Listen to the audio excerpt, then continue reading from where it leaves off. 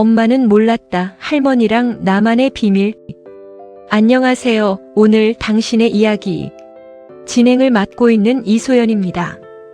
오늘은 방송 시작 전부터 이미 마음이 따뜻해지는 사연 한 편을 들고 왔어요. 여러분 혹시 기억하세요? 엄마 몰래 할머니 손잡고 슈퍼 갔던 그 오후. 이건 우리 둘만 아는 비밀이야 하시면서 눈 찡긋하시던 할머니. 그 눈빛 하나에 세상이 다 내 편인 것 같았던 기분. 오늘 이 사연을 읽으면서 저도 모르게 그때 기억이 났어요. 아마 여러분도 오늘 방송 듣고 나면 오랫동안 잊고 있던 어떤 온기가 다시 살아날 것 같습니다. 그럼 사연 함께 읽어드릴게요.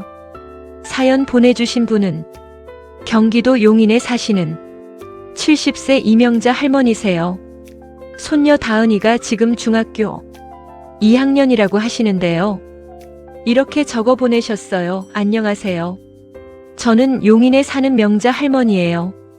라디오에 사연을 보내는 건 처음이라서 어떻게 써야 할지 모르겠지만 우리 다은이 얘기를 꼭 하고 싶어서 용기 내봤어요. 다은이가 초등학교 4학년 때부터인가요? 그 애가 저를 비밀 친구라고 부르기 시작했어요. 처음엔 그냥 귀여운 말이려니 했는데 어느 날 다은이가 손가락을 내밀며 할머니 새끼손가락 걸어요 하는 거예요. 물어보니까 엄마한테 말 안 하고 우리 둘만 아는 비밀을 만들자는 거였어요. 그게 뭐냐고 했더니 그날 저녁 다은이가 몰래 제 방에 들어와서 귓속말로 이러더군요. 할머니, 내일 학원 끝나고 우리 그 떡볶이 집 가요. 엄마는 살찐다고 싫어하잖아요. 우리 둘이 비밀로요. 그 눈빛이 어찌나 반짝이던지요. 저도 덩달아 가슴이 두근거렸어요. 그날 이후로 다은이와 저 사이에는 비밀이 하나씩 쌓여갔어요. 편의점에서 아이스크림을 사 먹고 집에 오기 전에 손 닦고 입 닦고 아무 일도 없었어요.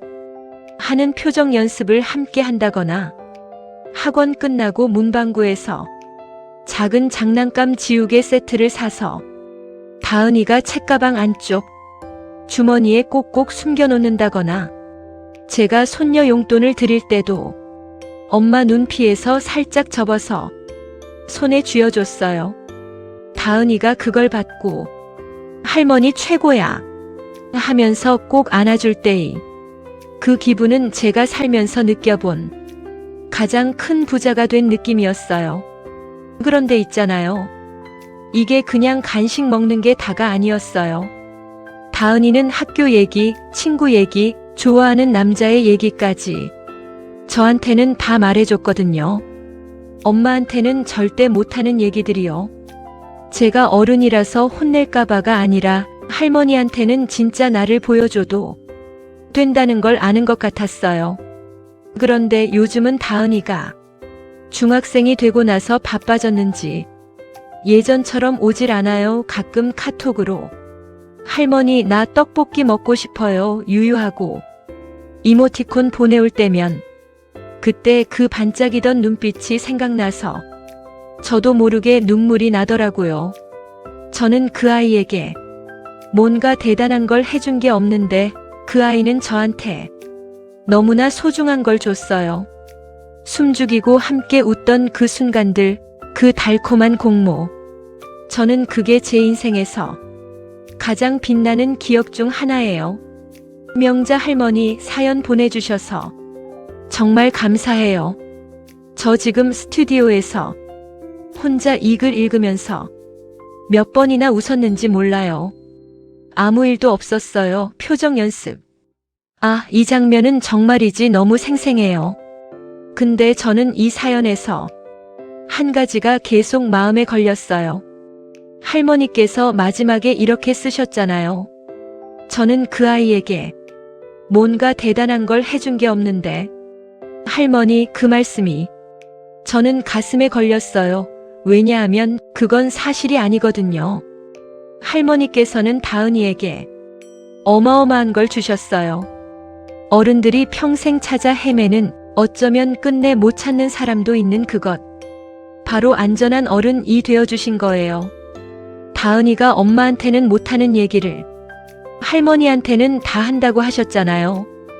혼낼까봐가 아니라 진짜 나를 보여줘도 된다는 걸 아는 것 같다고. 그게 얼마나 귀한 건지 혹시 아세요? 아이들에게 판단받지 않아도 되는 어른 한 명이 있다는 건 그 아이의 자존감이 깨지지 않도록 지켜주는 방패 하나가 있다는 거예요. 심리학에서는 이걸 안전 애착 관계라고 불러요. 아이가 세상을 탐험하다가 무서울 때, 지치거나 실패했을 때 언제든 돌아올 수 있는 든든한 기지. 할머니가 다은이에게 바로 그 기지였던 거예요. 간식 한 번, 용돈 한 번으로 만들어진 게 아니에요. 우리 둘만의 비밀이라는 신뢰의 공간을 한층 쌓아온 거예요. 그리고 저는 또 한 가지 말씀드리고 싶어요. 부모 몰래라는 게 사실 나쁜 일처럼 들릴 수 있잖아요. 떡볶이 먹이고 용돈 몰래 주고 장난감 사주고 할머니가 교육을 방해하는 건 아닌가 싶은 분들도 있을 거예요. 근데 잠깐 여기서 시각을 살짝 바꿔볼게요. 아이들에게 필요한 건 두 가지예요. 하나는 규칙이고 하나는 규칙 밖에 숨 쉴 공간이에요. 엄마와 아빠는 규칙을 가르치는 사람들이에요. 그게 엄마의 역할이고 그건 아이에게 꼭 필요해요. 하지만 아이가 그 규칙 안에서만 살면 언젠가 숨이 막혀요. 탈출구가 필요해요. 할머니의 떡볶이 비밀 작전은 그 탈출구였어요. 세상에는 가끔 규칙을 살짝 비켜가는 달콤한 순간도 있어라는 걸 알려주는 것. 그게 아이를 망치는 게 아니라 오히려 규칙이 얼마나 소중한지를 맥락으로 가르쳐주는 거예요. 그리고 한 가지 더. 다은이가 할머니한테 좋아하는 남자의 얘기까지 했다고 하셨잖아요. 그 아이가 10대가 되어서도 어른에게 마음을 열 수 있다면 그건 할머니가 어릴 때부터 말해도 괜찮다는 경험을 반복해서 쌓아줬기 때문이에요.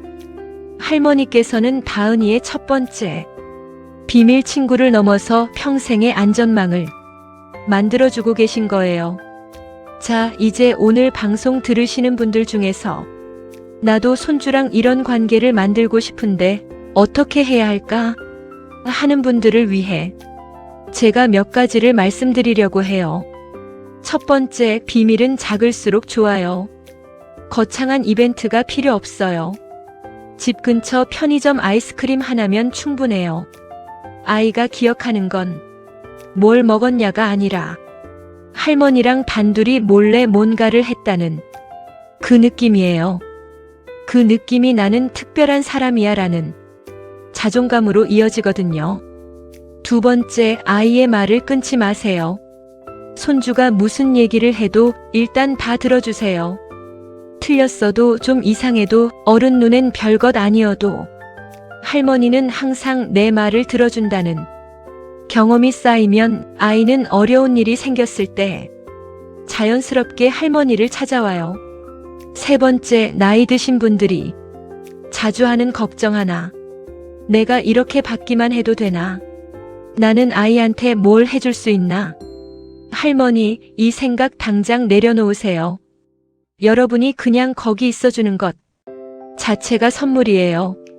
아이는 할머니가 얼마나 건강한지, 얼마나 잘 사는지를 보는 게 아니에요. 내가 가면 항상 반겨주는 사람이 있다는 그 사실 하나를 보는 거예요. 네 번째, 요즘 손주와 거리가 생겼다고 느끼는 분들께 카톡 이모티콘 하나가 오면 길게 답하지 않아도 돼요. 할머니도 다은이 떡볶이 생각났어 히읗히읗. 이 한 줄이면 충분해요. 연결의 크기가 중요한 게 아니라 연결이 끊기지 않는다는 걸 느끼게 해주는 게 중요하거든요. 그 작은 답장 하나가 할머니는 아직도 나를 기억해라는 따뜻함을 전달해요. 명자 할머니, 오늘 사연 정말 감사해요. 그리고 할머니, 한 말씀만 드려도 될까요? 다은이가 어른이 되어서 자신의 아이를 낳았을 때 그 아이에게 어떻게 할머니 노릇을 해야 하는지 알 수 있는 건 자기 할머니, 즉 명자 할머니를 보고 배웠기 때문일 거예요. 사랑은 이렇게 전해지는 거잖아요. 간식 봉지 하나 속에 넣어서 새끼 손가락 하나에 감아서 오늘 방송 들으시는 여러분 중에도 지금 이 순간 누군가의 비밀 친구가 되어주고 계신 분들이 계실 거예요. 혹은 오래전에 그런 어른을 가졌던 기억이 있는 분들도 계실 테고요. 그 비밀들이 얼마나 소중한 것인지 오늘 다시 한번 느끼셨으면 좋겠어요. 그 달콤하고 아슬아슬하고 눈 찡긋하던 그 공모의 순간들이 사실은 누군가의 인생에서 가장 빛나는 기억으로 남는다는 것. 오늘 방송은 여기서 마칠게요. 오늘 당신의 이야기. 저 이소연이었습니다.